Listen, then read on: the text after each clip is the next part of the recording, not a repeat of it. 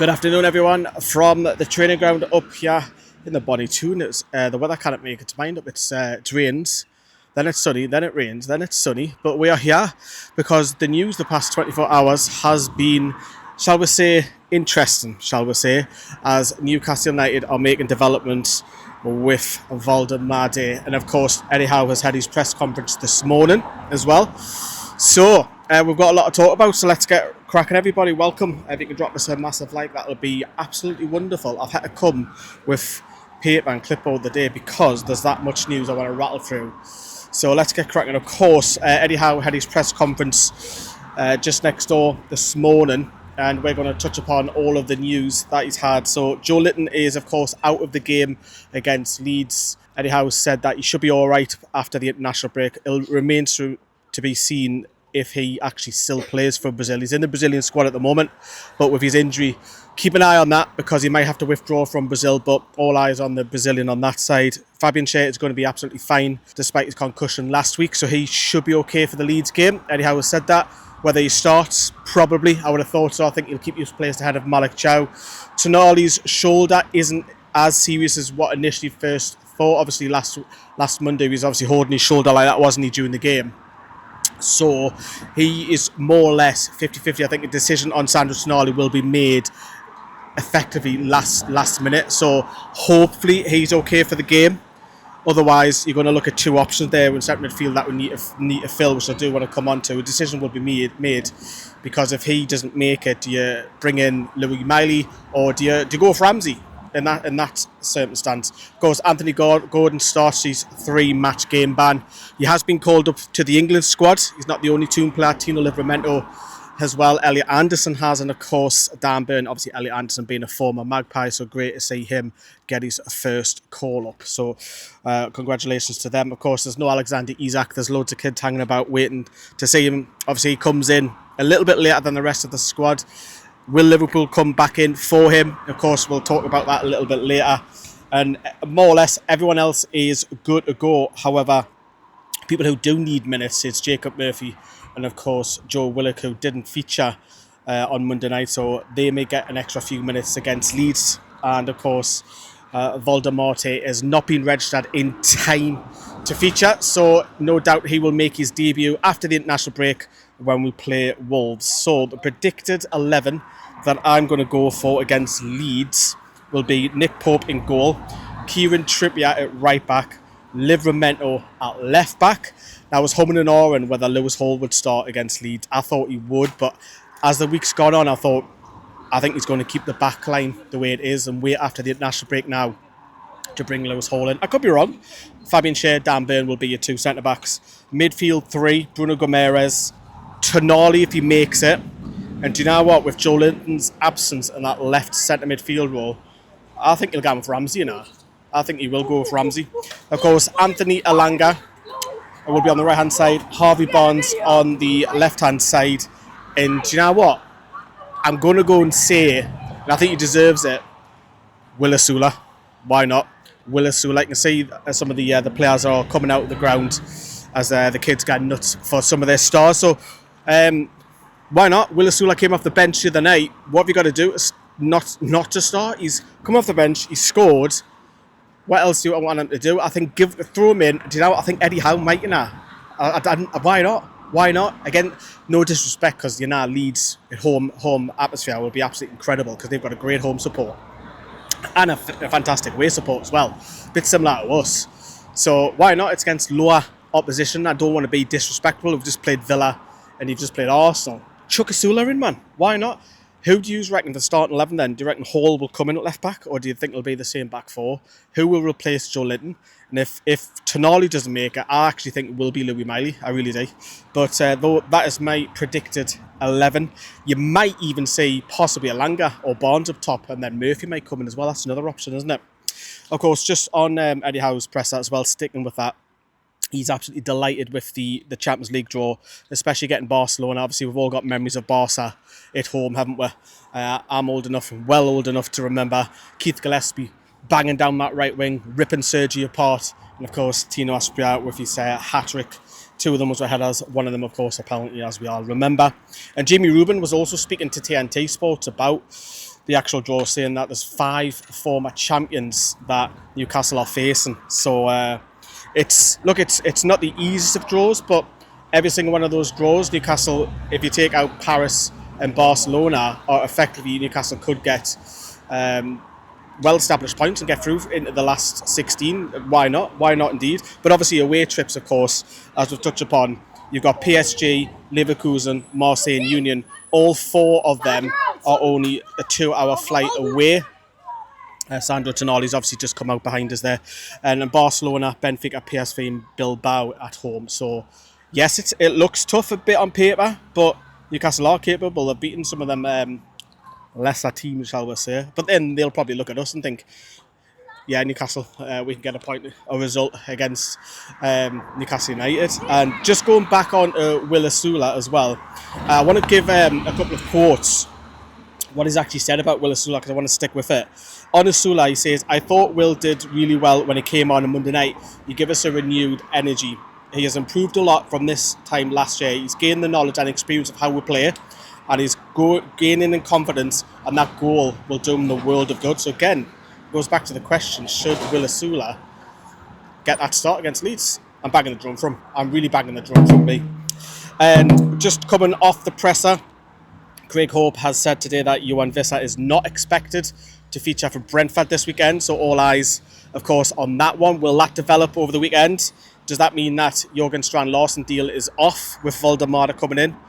Probably, I would say so. I just can't see Newcastle signing 2 similar types of players, because they're both, I think Woldemade is better at his feet and beating his man, but 2 similar in structure for me. But I can't say that. And I've been told, and as you can probably tell by the way I've been pronouncing his name, that it's Woldemade. So I've been told in the comments, I've been told on social media that it's Nick Woldemade. That's how you pronounce it. So I've been pronouncing his name completely wrong on that as well.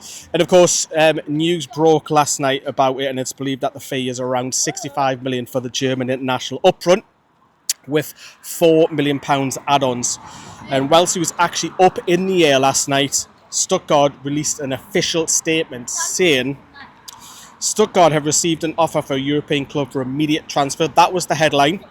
Shortly before the close of the summer transfer window, Stuttgart have received an offer from a European club for the immediate transfer of Nick Woldemade. Now, the terms of the proposal led to the club management releasing Nick Woldemade from training and match duties in order to hold talks with the interested party regarding a potential move. A decision on the matter is expected on Friday. So obviously now, with it being Friday, I think the deal is almost done effectively, if it isn't by the time I've released this video, because Eddie Howe doesn't really like talking about transfers.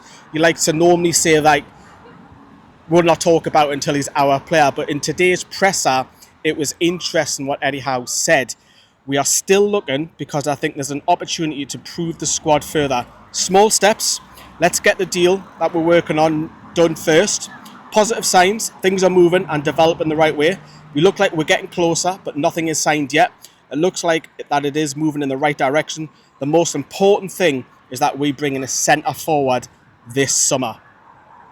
That tells me that the deal is done. Look, I don't think terms will be an issue. I don't think the medical will be an issue. He hasn't got a history of that. He's obviously going to get a massive wage bump. He's coming across from Stuttgart to Newcastle, which is a bigger structure. He's coming to the Premier League. And of course, it's a fantastic signing to get a striker through the door. I think most fans were getting, well, I was getting desperate as well, to be honest with you. I think any established striker would have been better than no striker, let's be honest. I'll come back to Woldemade in a minute. Obviously, we've seen them land pictured down at the Dakota Hotel last night. After landing late last night, it was well after 10 p.m. that he landed, wasn't he? And of course, Aaron Ramsdale's car was spotted in that hotel as well. So no doubt that Aaron Ramsdale is currently living there at the moment. He might live there all season, who knows, because he's only on loan. But terms, as I say, won't be a problem with the medical. The fee, what do you make of that fee then? It's a little high, but whoever we get in, regardless, the fee was always going to be high because we needed a striker. So 65 million. With 4 million add-ons. It is a bit high, yes, but we need that striker through the door, don't we?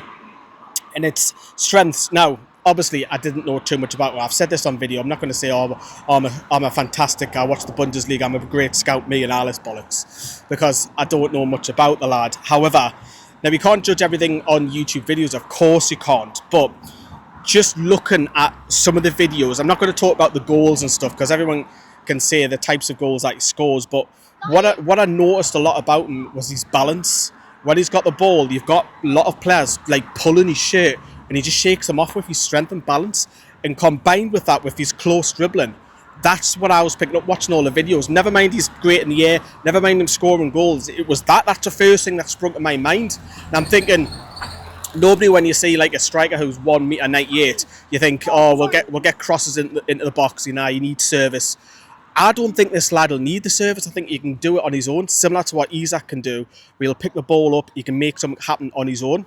I think Woldemade, and I'm going to say, I think Woldemade is actually Alexander Isak's replacement. I don't think he'll be second choice. When you're not signing someone who's nearly 70 million to sit on the bench, are you? Let's be honest. He's going to be first choice. Will he get the number 9? Will he get that number 9? That is the one you want to keep an eye out on. And of course, he was the under-21 top scorer in the Euros, wasn't he? So, he can do it all on his own. Go and have a look at these goals. So, look, I'm a lot more excited by it now. I think it's calmed. For me, I've calmed the last 24 hours knowing that we're having a quality striker coming in.